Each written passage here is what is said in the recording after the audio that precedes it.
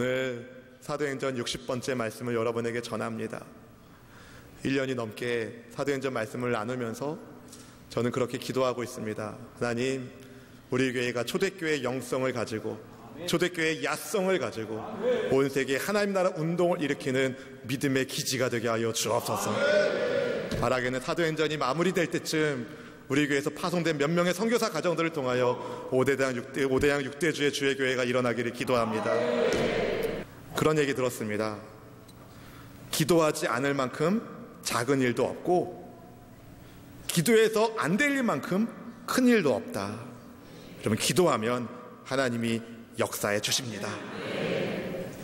우리 아이들이 양질의 영성교육과 인성교육과 지성의 훈련을 받기 위해서 함께 교회가 힘을 모으고 기도하고 그렇게 나아갈 때 주님 나라가 더 크게 일어날 것을 꿈꿉니다. 이것을 위해서 여러분에게 부탁드립니다. 여러분 한 분 한 분이 믿음의 모델이 되어 주십시오. 하나님을 닮는 어른이 되어 주십시오. 왜냐하면 우리가 아무리 백날 우리 아이들에게 하나님을 경외하는 삶을 가르친다 하더라도 정작 우리가 하나님을 경외하는 삶을 살고 있지 않으면 우리의 가르침은 껍데기에 불과합니다. 자녀 교육에 있어서 이 넘버원이라고 말할 수 있는 성경 구절 가운데 쉐마라는 말씀이 있어요. 신명기 6장 4절부터 9절까지의 말씀도 하나님 사랑하는 것이 먼저라고 말합니다. 함께 읽어볼까요? 신명기 6장 4절부터입니다. 이스라엘아 들으라. 우리 하나님 야훼는 오직 유일한 야훼이시니 너는 마음을 다하고 뜻을 다하고 힘을 다하여 네 하나님 야훼를 사랑하라. 오늘 내가 네게 명하는 이 말씀을 너는 마음에 새기고 네 자녀에게 부지런히 가르치며 집에 앉았을 때든지 길을 갈 때든지 누워 있을 때든지 일어날 때든지 이 말씀을 강론할 것이며 너는 또 그것을 네 손목에 매여 기호를 삼으며 네 미간에 붙여 표로 삼고 또 네 집 문설주와 바깥문에 기록할지니라. 아멘. 뭘 이렇게 하라고 합니까? 마음과 뜻과 힘을 다해 하나님을 사랑하는 것. 그렇게 하나님을 사랑할 때 우리는 하나님을 닮게 됩니다. 그리고 우리는 하나님의 말씀에 순종할 때 하나님을 닮습니다. 디모데후서 3장 16절 17절 말씀이 이렇게 이야기합니다. 모든 성경은 하나님의 감동으로 된 것으로 교훈과 책망과 바르게 함과 의로 교육하기에 유익하니, 그 다음에 중요해요. 이는 하나님의 사람으로 온전하게 하며 모든 선한 일을 행할 능력을 갖추게 하려 함이라. 여러분, 우리를 하나님의 사람으로 온전하게 하는 것, 다시 말해 하나님을 닮게 하는 것, 성경의 말씀에 순종할 때입니다. 하나님의 말씀으로 기록된, 하나님의 감동으로 기록된 이 말씀에 순종할 때 우리는 하나님을 닮게 되어 있습니다. 그런데 여러분, 이 성경 66권의 말씀을 요약해서 그 엑기스, 그 진수를 뽑아내면 그게 무엇이겠습니까? 예수님, 말씀이신 예수님입니다. 예수님이 성경의 핵심이에요. 죄인을 구원하기 위하여 이 땅에 오신 하나님의 독생자 예수님이 성경의 핵심 중에 핵심입니다. 따라서 이렇게 말할 수 있습니다. 예수님을 제대로 믿을 때 우리는 하나님을 닮는다. 옆에 있는 분을 보십시오. 하나님을 많이 닮으셨나요? 아멘. 사랑하는 성도 여러분, 예수님을 제대로 믿을 때 우리는 하나님을 닮게 됩니다. 예수님을 믿음으로 우리는 하나님의 백성이 되었습니다. 믿으시는 분은 크게 아멘. 하나님의 백성인 우리의 주인은 그래서 그리스도 예수님이신 것입니다. 우리 수원수목의 교회도 주님이 주인이세요. 예수님이 주인이세요. 예수님이 교회의 머리가 되시고 예수님을 믿는 신앙 공동체가 교회이기 때문에 그렇습니다. 예수님이 주인이시다. 안디옥 교회는요, 안디옥이라는 이방 지역에 예수님을 믿는 성도들로 인하여 세워진 교회였어요. 구브로와 구레네 몇 사람이 안디옥에서 예수님을 증거했는데 주님의 손이 함께 하심으로 헬라 사람들, 그리스 사람들, 이방 사람들이 예수님을 믿게 되었어요. 수많은 사람들이 주님께로 돌아오게 되었어요. 그렇게 시작된 교회가 바로 안디옥 교회였습니다. 바울과 바나바는 이 안디옥 교회가 성령님께 순종하여 파송 보낸 선교사였습니다. 바울 일행이 1차 선교 여행을 잘 마치고 은혜 가운데 잘 마치고 안디옥에 머물고 있었을 때, 그런데 유대에서 어떤 사람들이 와서 예수님의 복음만으로는 충분하지 않다는 잘못된 가르침을 전하는 겁니다. 모세의 율법과 할례를 받아야 된다고, 그래야 구원을 완성할 수 있다는 이상한 주장을 했습니다. 이들의 주장은 이방인 그리스도인들의 마음을 굉장히 어렵게 만들었어요. 혼란스럽게 만들었어요. 그래서 이 문제를 공식적으로 해결하기 위하여 초대교회에서 첫 번째 공의회가 예루살렘에서 열립니다. 공회에서 베드로가 자기의 삶을 이야기하면서 하나님께서 예수님을 믿는 이방 사람들에게도 성령님을 보내주셨다라고 증거했습니다. 하나님께서 유대인인 자기들을 통해서 이방 사람들에게 놀라운 표적과 기사를 나타내 주셨다고 바울과 바나바가 덧붙여 말했습니다. 놀랍죠? 하나님께서 유대인인 바울과 바나바를 통하여 이방 사람들 가운데 표적을 베푸신다. 하나님이 온 만민의 하나님이신 것을 보여주신 것입니다. 그리고 야고보 사도가 이방 사람들이 주님께로 돌아오는 것은 선지자들이 예언한 말씀과 일치된다라고 말하면서 이방인들이 하나님께 돌아오는 것을 막지 말자라고 말합니다.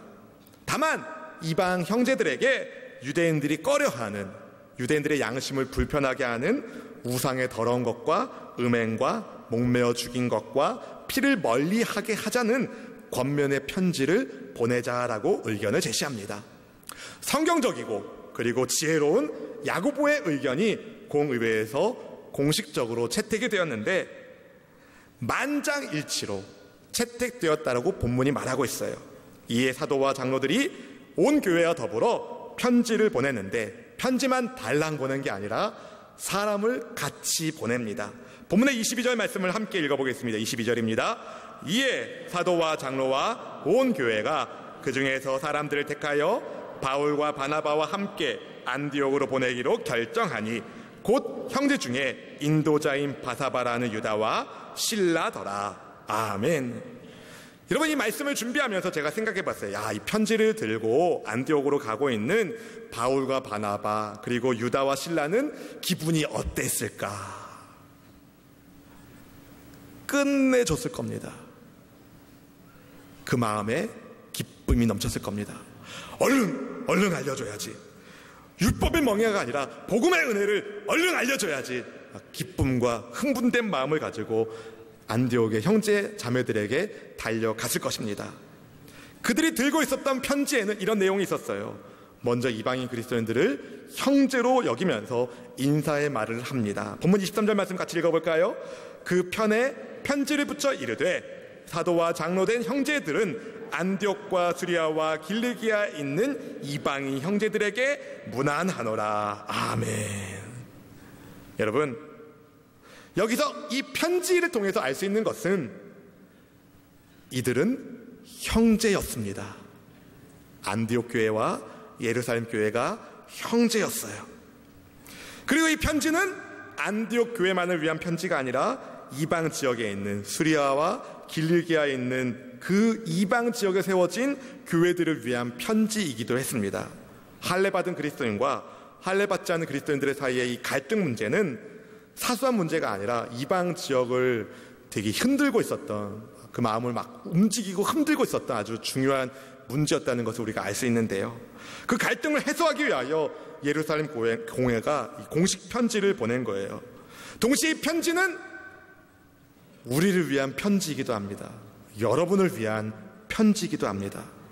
왜냐하면 여러분도 저도 이방인 가운데 주의 이름을 위하여 택함받은 하나님의 백성이니까.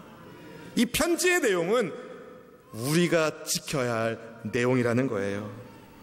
공회는 이 편지의 내용에 대해서 그 이유를, 편지를 보내는 이유에 대해서 이렇게 이야기합니다. 사랑하는 이방인 형제들에게 우리 가운데 어떤 사람들이 시키지도 않은 말을 해서 여러분을 괴롭히고 있다는 소식을 들었습니다. 여러분의 마음을 어지럽게 했다는 말씀을 들었습니다. 그래서 우리는 우리 중에 몇 사람을 우리가 사랑하는 바나바와 바울, 주 예수 그리스도의 이름을 위하여 생명도 아끼지 않은 그들과 함께 여러분에게 보내기로 결정했습니다. 유다와 실라를 우리의 대표로 보냈으니 그들이 이 편지의 내용을 직접 여러분에게 설명해 줄 것입니다. 평안하시기를 바랍니다. 여러분, 이 편지는요, 율법이 아니라 복음의 은혜를 주장하는 바나바와 바울을 예루살렘 교회가, 그 공회가 적극 지지한다는 지지 문서이기도 했어요. 동시에 이방 지역에 있는 교회와 유대 지역에 있는 교회가 함께하는 동역자인 것을 보여주는, 증거하는 편지이기도 했습니다. 편지만 보낸 게 아니에요. 예루살렘 대표로 유다와 실라를 보냈습니다. 직접 유다와 실라는 가서 공회의 의결사항을 생생하게 전해주는데, 유다와 실라 그냥 어중이 떠중이 보낸 게 아니에요. 예루살렘 교회의 리더를 보냈습니다. 32절에 보니까 이들은 선지자였습니다. 진짜 믿을 만한 예루살렘 교회의 리더를 안디옥에 보낸 거예요. 왜요? 이방인 형제들을 위로하고 권면해 주기 위해서. 바울과 바나바 그리고 유다와 실라가 들고 전한 편지의 내용이 무엇이었습니까? 본문 28절 29절 말씀 같이 읽어볼까요? 성령과 우리는 이 요긴한 것들 외에는 아무 짐도 너희에게 지우지 아니하는 것이 옳은 줄 알았노니 우상의 제물과 피와 목매어 죽인 것과 음행을 멀리할지니라. 이에 스스로 삼가면 잘 되리라. 평안함을 원하노라 하였더라. 아멘. 사랑하는 성도 여러분, 예루살렘 공의회는요, 모든 그 회중들이 무엇을 인정했냐면 유대인이나 이방인이나 상관없이 모두 그리스도 예수님 안에서 하나님의 백성이다, 이걸 인정했습니다. 그들의 의결사항은 자기들끼리 머리맡대서 내놓은 결론이 아니라 성령께서 인도하셔서 성령의 인도에 따른 만장일치 결정사항이었어요. 모두가 하나님의 말씀의 권위 아래 순종하면서, 하나님의 섭리 아래 순종하면서 이렇게 결론을 내립니다. 이방인 그리스도인들에게 율법의 멍에를 매게 하지 말자. 다만 우상 숭배, 음행, 지금도 여전히 그건 죄입니다. 이것을 금하게 하자. 그리고 피와 목매어 죽인 것을 멀리하자라고 권고하자. 이 피와 목매어 죽인 것을 멀리하자는 권고는 유대 문화 안에서 이방인들이 그렇게 살아왔기 때문에 그것을 금해달라고 이야기한 겁니다. 이것은 어떤 의미가 있냐면, 그리스도인이 되기 위해서 비본질적인 것은 지킬 필요가 없지만 그리스도인답게는 살아야 한다는 것을 말해주는 겁니다. 두 가지 면이 있는 거예요. 율법의 멍에가 아니라 복음의 은혜로 자유롭게 예수님을 믿으십시오. 다만 그리스도인답게, 여러분은 더 이상 이방 사람들이 아닙니다. 이방인처럼 우상을 숭배하거나 음행하거나 악하게 살지 말고 하나님을 섬기는 사람답게, 그리스도인답게 사시기를 권면합니다. 이렇게 이야기한 겁니다. 은혜로 구원받았으니 은혜 받은 자의 삶을 사세요. 이 편지를 읽고 바나바와 바울 그리고 유다와 실라의 그 위로의 말, 권면의 말을 들은 안디옥 공동체가 크게 기뻐합니다. 본문의 31절 말씀이 이렇게 이야기하죠. 읽고 그 위로한 말을 기뻐하더라. 아멘. 여기서 우리가 알 수 있는 것은요, 안디옥 공동체가 율법의 멍에를 예수님 십자가 아래서 벗었다. 그리고 주님의 은혜로 기쁨이 충만해졌다. 그리고 우상 숭배, 피, 목매어 죽인 것, 음행, 이것을 멀리하는 권고를 기쁜 마음으로 받아들였다라는 것을 알 수 있습니다. 기쁨으로 공의의 결정사항을 수용한 것입니다. 사랑하는 성도 여러분, 이것 때문에 복음이 여러분에게 전달된 거예요. 아멘. 주 예수님을 믿음으로 하나님 백성이 된다. 유대인이 되어야만 하나님 백성이 되는 게 아니라 예수님을 믿음으로 하나님이 백성이 된다라는 복음의 돌파가 사도행전 15장 예루살렘 공회에서 일어나게 된 것입니다. 이게 그래서 선교학적으로 가장 의미 있는 성경 중에 하나가 바로 사도행전 15장이에요. 유대인도 이방인도 모두 예수님의 은혜로 구원받는다. 유대교의 율타리를 뛰어넘어서, 자칫 잘못하면 기독교가 유대교의 한 분파가 될 수도 있었습니다. 그렇지만 유대교의 그 울타리를 뛰어넘어 율법의 벽을 뚫고 이방 선교가 본격적으로 시작되는 복음의 기초, 누구든지 예수님 믿으면 하나님의 가족이 된다라는 교리의 기초가 세워지게 된 것입니다.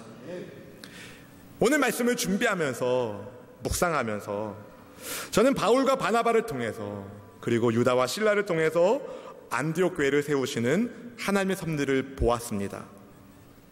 여러분, 예수님의 교회라고 해서 갈등이 없지 않습니다. 예수님의 교회라면 뭐 문제도 없고 갈등도 없고 그냥 마냥 좋으면 좋을 텐데 그렇지 않다는 것을 초대교회가 보여주죠. 예수님을 믿어도 갈등은 있습니다. 그렇지만 갈등을 뛰어넘는 성령님의 인도하심이 있는 거예요. 그래서 그렇게 교회가 세워지죠. 저는 우리 선수모음교회도 완전한 교회는 아니지만 완전함을 위하여 나아가는 성숙한 교회가 되기를 원합니다. 교회 안에는 네 부류의 사람이 있어요. 성숙한 사람, 조금 성숙한 사람, 많이 성숙해야 될 사람, 아주 많이 성숙해야 될 사람. 성숙한 사람, 조금 성숙한 사람, 많이 성숙해야 할 사람, 아주 많이 성숙해야 할 사람.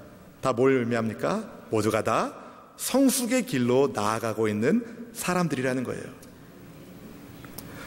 이런 사람들이 모여 있으니까 갈등이 왜 없겠습니까? 사랑해서 결혼한 가족도 갈등하는데, 그렇죠? 하지만 성경의 진리의 말씀에 순종한 믿음의 사람들의 본을 따라서 여러분 한 분 한 분이 유다처럼 실라처럼 바나바와 바울처럼 하나님의 교회를 세우는 사람이 되기를 주님의 이름으로 축원합니다. 안디옥 교회처럼 우리 교회가 복음의 진리 위에 튼튼히 세워지기를 기도합니다. 여러분이 그 일의 주인공 되시길 주님의 이름으로 축원합니다. 조금 더 구체적으로 그럼 어떻게 우리가 하나님의 교회를 세울 수 있는가? 첫 번째, 믿음의 동역자를 축복하십시오. 한번 따라 볼까요? 믿음의 동역자를 축복하자. 누구를요? 믿음의 동역자들을. 사도와 장로와 온 교회가 이방인 성도들을 형제라고 불렀죠. 예루살렘 교회는 안디옥 교회를 사랑했고 격려하기를 원했습니다. 그래서 그들은 율법이 아니라 복음의 은혜로 구원받는다는 결의사항만, 공문만 보낸 게 아니에요. 직접 사람을 보내어 권면하며 위로했습니다. 그들은 그리스도 안에서 우리가 믿음의 동역자라는 사실을 잊지 않았던 것이죠. 생각해보면 안디옥 교회와 예루살렘 교회의 관계가 굉장히 아름다웠어요. 이방 지역에 안디옥 교회가 세워졌다는 소식을 듣고 예루살렘 교회에서 바나바를 보내줬죠. 바나바가 다소에 있는 바울을 불러와서 안디옥 교회가 일어나게 됐고, 예루살렘에 큰 기근이 있을 때에 안디옥 교회 공동체가 예루살렘 교회를 도와줬어요. 안디옥 교회가 어떤 문제가 있을 때 예루살렘 교회가 같이 회의해서 의견을 결정하고 사람을 보내서 안디옥 교회를 위로합니다. 서로 돕고 도움을 받고 돕고 도움을 받는 아름다운 형제의 애가, 가족의 애가 예루살렘 교회와 안디옥 교회를 통해서 우리에게 보여지고 있는 것입니다. 예루살렘 교회는 안디옥 교회가 평안하길 원했고, 안디옥 교회는 예루살렘 교회에서 파송받은 유다와 실라가 원래 자리로 예루살렘으로 돌아갈 때에 평안히 가라는 인사를 나누었습니다. 서로 우리는 믿음의 동역자이구나 라는 사실을 잊지 않았던 것이죠. 형제에게 율법의 짐을 지우지 않고 하나님의 백성의 삶을 살 것을 격려하는 이들의 모습을 보면서, 사랑으로 선행으로 서로를 격려하는 이들의 모습을 보면서 우리 하나님이 얼마나 기뻐하셨을까요? 두 번째로, 여러분, 예수님의 이름을 위하여 사십시오. 그리스도의 이름을 위하여 헌신하십시오.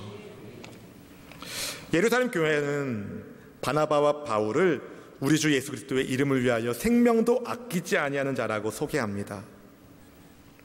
하나님께서는 주 예수의 이름을 위하여 생명도 아끼지 않는 바나바와 바울을 통하여 수많은 영혼들을 구원하셨습니다. 선교지 곳곳에 교회를 세우셨고, 바나바와 바울은 땅끝까지 복음을 증거하는 증인의 모델이 되어 주었습니다. 그들이 그렇게 할 수 있었던 것은 주 예수님의 이름을 위해서였습니다. 만약에 자기 이름을 위해서였다면 그렇게까지 할 수 없었을 것입니다. 예수님을 위하여, 예수님의 이름을 위하여 생명도 아끼지 않았기 때문에 욕먹어도 할렐루야, 매 맞아도 할렐루야, 죽음의 위기를 면하면서도 할렐루야, 주님을 찬양할 수 있었던 것이죠. 로마서 14장 8절에 바울의 신앙의 고백이 이렇게 등장합니다. 우리가 살아도 주를 위하여 살고 죽어도 주를 위하여 죽나니 그러므로 사나 죽으나 우리가 주의 것이로다. 아멘. 주 예수님의 이름을 위하여 생명도 아끼지 않는 바울과 바나바를 통해 주님은 주님의 교회를 든든히 세우셨는데, 우리 또한 그렇게 살아야 되지 않을까요? 사랑하는 성도 여러분, 여러분이 신앙생활하고 있는, 믿음 생활하고 있는 동기는 무엇입니까? 그걸 점검하기를 원합니다. 인생의 허무함을 깨닫고 삶의 의미를 찾아서 오신 분이 계실 것입니다. 잘 오셨습니다. 몸이 병들어서 치유의 은혜를 찾아서 이곳에 오신 분들도 계실 것입니다. 잘 오셨습니다. 삶이 힘들어서 마음의 위로를 얻기 위해서 오신 분들도 있을 겁니다. 잘 오셨습니다. 아마 다양한 신앙의 동기가 있을 겁니다. 저는 여러분이 우리 수원수목원교회에서 하나님을 만나고, 아멘, 하나님을 만나고 삶의 의미를 찾고 몸도 치유받고 마음의 위로도 얻고 생활도 형통해지기를 축복합니다. 그렇지만 신앙생활의 동기가 거기에 머물러 있다면 그 사람은 언젠가 무너질 가능성이 높습니다. 왜냐하면 그리스도 안에서 경건하게 살고자 하는 자는 핍박을 받게 되니까요. 예수님을 제대로 믿는데 고난이 없다, 잘못 믿고 있는 거예요. 어떻게 예수님을 제대로 믿는데 세상에서 고난이 없습니까? 세상이 주님의 뜻을 반하고 있는데. 여러분, 예수님을 제대로 믿으면 믿을수록 불편해집니다. 핍박을 받습니다. 그러나 여러분, 그 불편함이, 그 핍박이 사실은 나를 정금같이 하는 하나님의 섭리가 됩니다. 신앙생활의 동기가 나를 구원하신 예수님의 이름을 높이기 위해서가 되어야 됩니다. 여러분, 어떤 시련과 환난이 와도 예수님의 이름을 위해서라면 기꺼운 마음으로 생명도 아끼지 않는 믿음의 사람, 주님이 버리시겠습니까? 아니요. 주님이 그를 붙들어 쓰십니다. 바울이, 바나바가, 베드로가, 야고보가, 요한이, 신앙의 선진들이 그것을 우리에게 가르쳐주고 있어요. 어떤 환경 속에서도 주 예수님의 이름을 높이는 것만큼은 여러분이 최선을 다하여 힘을 내어 헌신하셔서 여러분 한 분 한 분을 통하여 하나님 나라가 확장되는 은혜가 있기를 주 예수님의 이름으로 축원합니다. 축원합니다. 사랑하는 성도 여러분, 두 가지 여러분에게 말씀드렸습니다. 믿음의 동역자들을 축복하자, 예수님의 이름을 위하여 헌신하자. 사랑하는 성도 여러분, 하나님의 사랑받는 믿음의 동역자 여러분, 여러분에게 묻고 싶습니다. 그동안 여러분은 믿음의 동역자들을 얼마나 많이 축복하며 사셨습니까? 지난 한 주 동안에 믿음의 동역자들을 축복하며 권면하며 위로하며 살아오셨습니까? 아니면 너는 너, 나는 나, 남처럼 생각하며 사셨습니까? 지난 신앙생활의 여정 동안에 예수님의 이름을 위하여 얼마나 많은 헌신을 하셨습니까? 혹시 내 이름 내려고, 내 체면 때문에 헌신하진 않으셨나요? 예수님의 은혜로 구원받은 성도 여러분, 내게 베푸신 은혜를 생각하면 생각할수록 우리 가슴은 뜨거워져야 됩니다. 내게 생명 주신 예수님의 은혜, 내게 생명 주신 예수님의 은혜, 그 주님께 기쁨으로 헌신하며 사는 저와 여러분 되기를 주님의 이름으로 축원합니다. 여러분 몸을 들이십시오. 전 토요일마다 우리 한 분의 안수 집사님 보면서 감동합니다.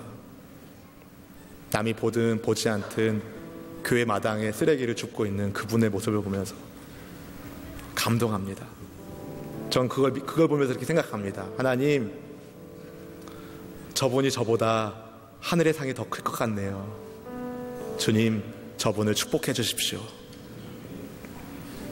여러분, 이 땅에서 많은 걸 누릴 생각하지 마십시오. 하늘에서 누릴 것을 기대하십시오. 이 땅은 우리가 훈련받는 훈련 장소입니다. 몸을 드리고 물질을 드리고 마음을 드리고 생명을 드리고 그렇게 주님의 교회를 세워가면서 하나님의 기쁨이 되기를 원합니다. 내게 베푸신 은혜에 감사하여 감동하며 주님의 몸된 교회를 멋지게 함께 세워가면서 그 교회에서 파송된 하나님의 사람들을 통하여 우리나라 곳곳에, 전국 방방 곳곳에, 온 세계 곳곳에 하나님의 나라가 굳건하게 세워지는 큰 그림을 그리기를 원합니다. 우리는 하나님의 백성입니다.